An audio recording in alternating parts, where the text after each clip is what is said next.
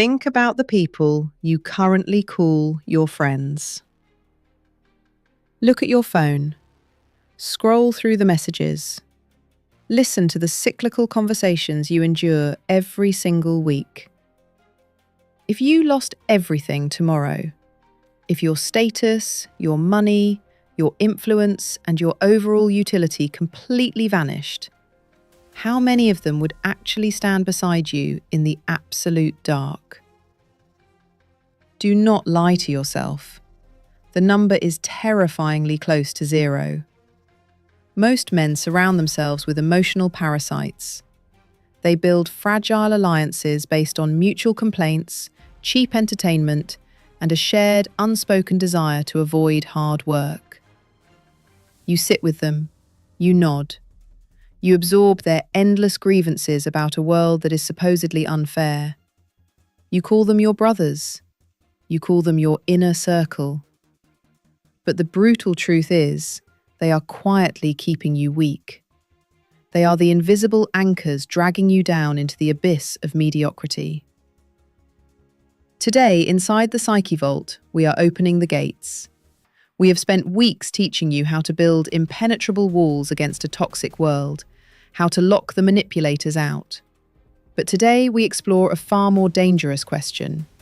Who actually deserves to be allowed inside?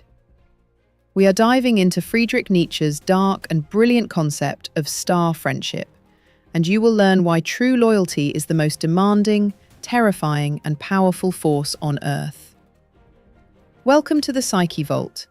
Modern society has completely corrupted the definition of friendship. We have been brainwashed into accepting a standard of connection that is profoundly toxic. We are told that a good friend is someone who constantly validates your feelings, someone who never questions your delusions. A modern friend is expected to offer endless, unconditional pity when you fail, and to validate every excuse you invent to justify that failure. Nietzsche despised this kind of connection. He saw this forced empathy, this endless pity, as a psychological poison. When a weak friend comforts you in your misery, they are not acting out of genuine nobility. They are often secretly relieved. Your failure makes their own mediocrity feel acceptable. Your stumbling allows them to feel a fleeting sense of superiority. They do not want you to rise. They do not want you to conquer, because your ultimate success would become a blinding mirror, reflecting their own cowardice and inaction right back into their eyes. They need you to stay broken, so they do not have to feel guilty about remaining broken themselves. This is the trap of toxic positivity. This is how the modern manipulator keeps you safely contained within the herd. They drain your ambition by offering you the comfort of a shared grave. Pay close attention to how they react when you start building discipline, when you stop drinking, when you start working late, when you stop participating in their shallow gossip. They will not celebrate you. They will try to pull you back. They will tell you that you are working too hard, that you have changed, that you are abandoning them. They disguise their sabotage as concern, but it is nothing more than fear. The fear of being left behind by someone who refused to settle for average. Nietzsche demanded a drastically different standard, a standard that deeply frightens the modern mind. He called it Sternenfreundschaft, star friendship. Think of two stars in the vast emptiness of space. They are separated by millions of miles of dark, freezing vacuum. They do not touch. They do not suffocate each other with constant proximity, but they are locked together by an immense gravitational force. They respect each other's orbit. They shine independently, but they are bound by a mutual alignment of immense power. This is the psychological blueprint for an elite inner circle. A true brother is not a soft place to fall.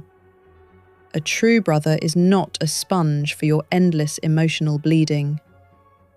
A true brother is a whetstone. He is the cold iron against which you sharpen your own blade. He does not tolerate your excuses. He does not coddle your fragile ego.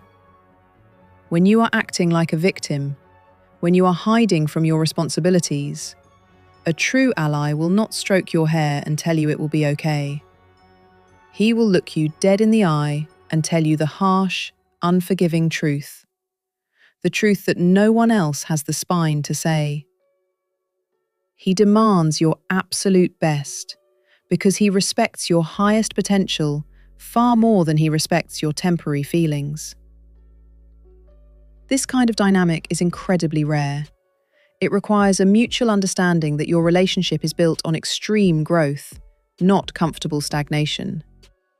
It requires the terrifying strength to inflict temporary pain on someone you care about in order to save them from permanent failure.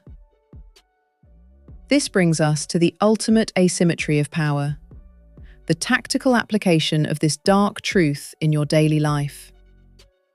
We have spoken before about why you must deploy strategic silence at work, why you must completely ignore the endless noise of the modern world. You treat the chaotic masses with a cold, calculated distance. Why do you do this? Because your mental energy is not infinite. It is not a limitless resource to be scattered casually among the undeserving.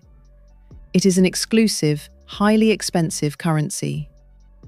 Every ounce of attention you give to a parasite is an ounce of power stolen from your own future.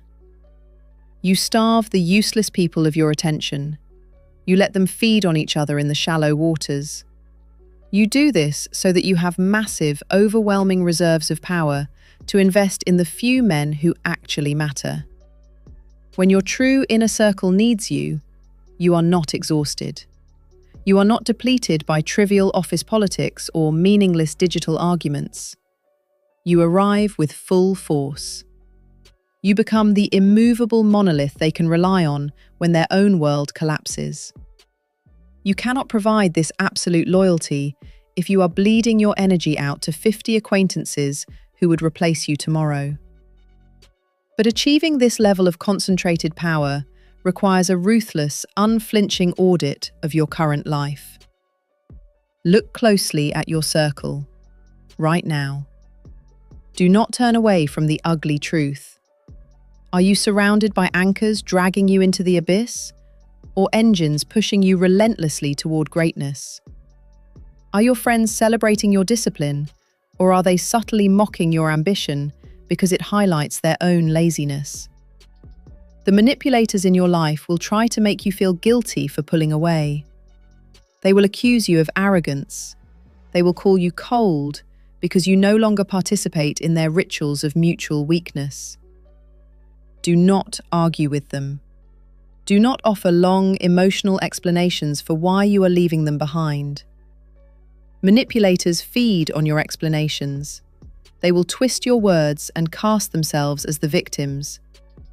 Instead, execute a clean, silent detachment. Stop initiating contact. Stop answering their trivial demands. Let the dead leaves fall from the tree naturally. Let them talk. Their opinions are entirely irrelevant to your survival. Stop bleeding your loyalty onto people who only love the weak, compliant version of you. You cannot carry passengers on the ascent to absolute power. You must travel light, and you must travel strictly with equals. Cut the dead weight. Starve the emotional vampires of their oxygen. Burn the fake bridges, and do not look back at the flames. Let them call you arrogant. Let them call you cold. Their voices are just the buzzing of insects outside a heavily reinforced vault. They cannot touch you anymore. The world wants you soft, distracted, and surrounded by comfortable enablers. Defy them. If you are ready to stop carrying parasites and start building an inner circle of absolute power, subscribe to the Psyche Vault. Save your warmth for the inside of the vault. Let the rest freeze.